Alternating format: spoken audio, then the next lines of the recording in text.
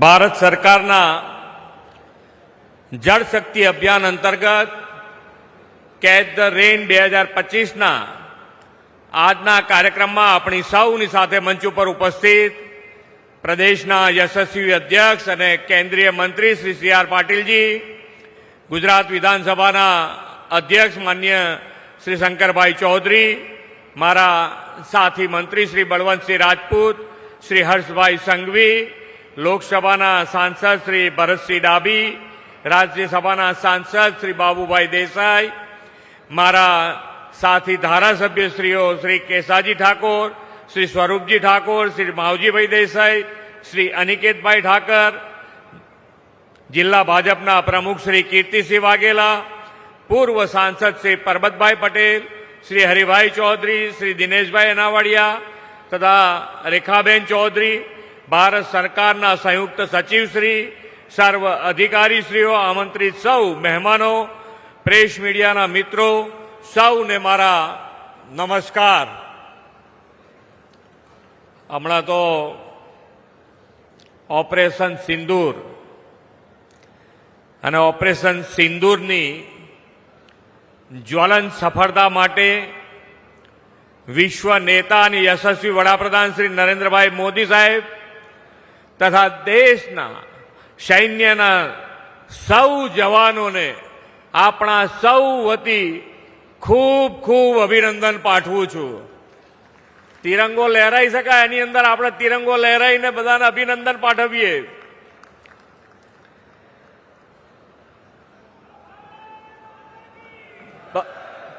ભારત માતા કી, ભારત માતા કી. આદરણીય વડાપ્રધાનશ્રીએ જનબળ એટલે કે જનશક્તિને દેશના વિકાસમાં જોડીને અને સૌના સાથ સૌના વિકાસની પરંપરા વિકસાવી છે. ગુજરાતના આજના સર્વગ્રાહી વિકાસના મૂળમાં મોદી સાહેબે જળ શક્તિ, જનશક્તિ, ઉર્જા શક્તિ, રક્ષા શક્તિ અને જ્ઞાન શક્તિનો આપેલો વિચાર છે.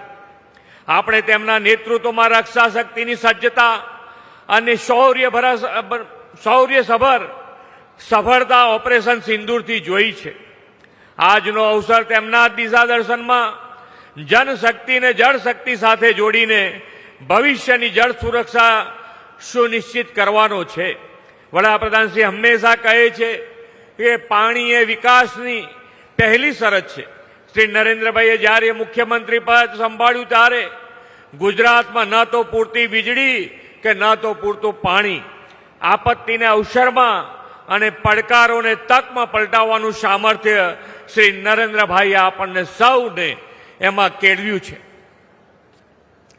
તેમણે જળ સમસ્યાના નિવારણ માટે જનશક્તિને જળ સંગ્રહ, જળ સંચય, ચેકડેમ, બંધારણના વિરાટ અભિયાનમાં જોડી તેના પરિણામે ગુજરાત વોટર ડેફિસિટ સ્ટેટમાંથી વોટર સરપ્લસ સ્ટેટ બન્યું. આદરણીય વડાપ્રધાનશ્રીએ આપણને પાણી આવે તે પહેલા પાળ બાંધવી લેવાની દિશા આપી છે.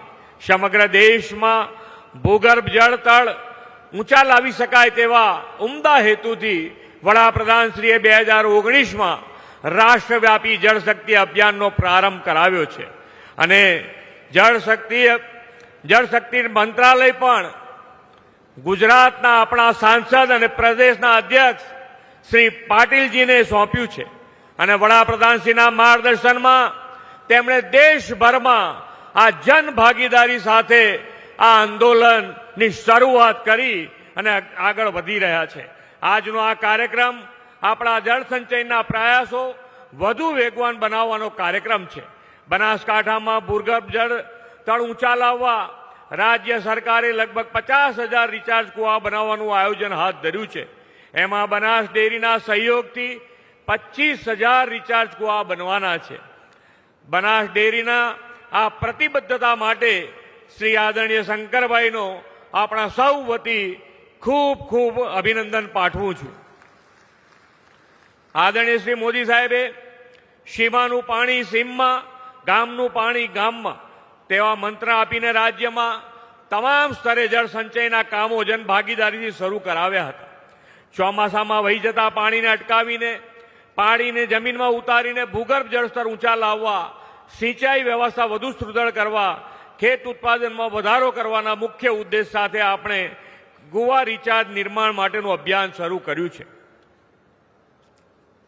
આ વર્ષે આપણે અત્યાર સુધીમાં બનાસકાંઠામાં 4000 સહિત સમગ્ર રાજ્યમાં 1 લાખ જેટલા જળ સંચયના કામો પૂર્ણ કર્યા છે.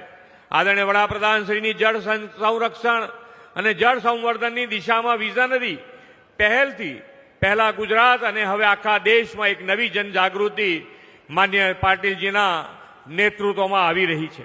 વરસાદના પાણીનો સદુપયોગ કરવાની વડાપ્રધાનશ્રીની પ્રેરણાથી ખેત તલાવડી, ચેકડેમ, બોરીબંધ, સરદાર પટેલ સહભાગી જળ સંચય યોજના જેવા અભિયાનોથી ગુજરાતના ભૂગર્ભ જળસ્તરમાં નોંધપાત્ર વૃદ્ધિ થઈ છે.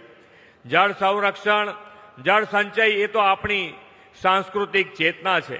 આપણી સનાતન સંસ્કૃતિમાં પાણીને પરમેશ્વરનો પ્રસાદ અને નદીઓને માતાનું સ્થાન મળ્યું છે. 2500 વર્ષ પહેલા મહાવીર ભગવાને કીધેલું કે પાણીને ઘીની જેમ વાપરજો. આજે આપણને ખ્યાલ આવે છે કે પાણીની શું કિંમત છે. 2500 વર્ષ પહેલા. એટલું જ નહીં, કૃષિના ઋષિ એવા ખેડૂતો કૃષિ ક્રાંતિ કરી શકે તે માટે પણ જળ સિંચનનું મહત્વનું અંગ છે. રાજ્યમાં પૂરતું પાણી મળવાથી ખેતી અને ખેત ઉત્પાદન પણ વધ્યા છે. આપણે ખેતીની વધુ સુદૃઢ બનાવવા રાસાયણિક ખાતર મુક્ત ખેતી, પ્રાકૃતિક ખેતી પર ફોકસ કર્યું છે. રાસાયણિક ખાતરના ઉપયોગથી જમીન અને માનવીનું બંનેનું સ્વાસ્થ્ય બગડી રહ્યું છે. આજે નાની વયે બીપી, સુગર, હાર્ટ એટેક જેવી ગંભીર રોગોના પ્રમાણ ખૂબ વધી રહ્યા છે. વડાપ્રધાનશ્રીએ આ સ્થિતિ સુધારવા માટે બેક ટુ બેઝિકનો મંત્ર આપ્યો છે. આદરણીય રાજ્યપાલશ્રી તો પ્રાકૃતિક ખેતીને સંપૂર્ણ સમર્પિત છે અને તેનો વ્યાપ વધે તેના માટે તેઓ સતત પ્રયત્નશીલ છે અને પ્રાકૃતિક ખેતીને તેમણે જન આંદોલન બનાવી દીધું છે. તેમના સઘન પ્રયાસોના કારણે રાજ્યમાં લગભગ 10 લાખથી વધુ ખેડૂતો પ્રાકૃતિક ખેતી તરફ વળ્યા છે. વડાપ્રધાન શ્રી નરેન્દ્રભાઈ મોદીએ વિકસિત ભારત માટે પ્રાકૃતિના સંરક્ષણને, રાષ્ટ્ર પ્રેમને, જનજાગૃતિને અને ભવિષ્યની પેઢી પ્રત્યેની જવાબદારીને પણ જોડતા સંકલ્પો આપણને આપ્યા છે. પર્યાવરણને અનુકૂળ રહીને સર્વાંગી વિકાસનો માર્ગ ચીંધી તેમને જળ સંચયની સાથે ગ્રીન કવર વધારવા માટે એક પેડ માં કે નામ જેવા જન અભિયાન શરૂ કરાવ્યા છે. એમાં પણ આપણા અધ્યક્ષ શ્રી શંકરભાઈ હમણાં કહેતા હતા એ પ્રમાણે સીડ બોલ બનાવી અને ડુંગરો પણ કેવી રીતે હરિયાળા બને એના માટેનો પણ એમણે ખૂબ સારો પ્રયત્ન કર્યો છે અને એનું પરિણામ પણ આપણને જોવા મળ્યું છે. એના માટે પણ આપ સૌ એમને વધાવો, તાલીઓ પાડીને. વોકલ ફોર લોકલના મંત્રથી સ્વદેશી ઉત્પાદનોને વેગ આપવાનો રાહ પણ વડાપ્રધાનશ્રીએ ચીંધો છે. પ્રાકૃતિક ખેતી અપનાવી ભવિષ્યની પેઢીના સ્વાસ્થ્યને જાળવવાની દિશા પણ તેમણે દર્શાવી છે. આવા સંકલ્પો દ્વારા વિકસિત ભારત 2047નું નિર્માણનું તેમણે આહ્વાન કર્યું છે. આજનો આ જળ સંચય માટેનો આપણો પ્રયાસ આવનારી પેઢીને વધુ જળ સુરક્ષા પૂરી પાડશે એવા વિશ્વાસ સાથે વિરમું છું. ભારત માતા કી જય.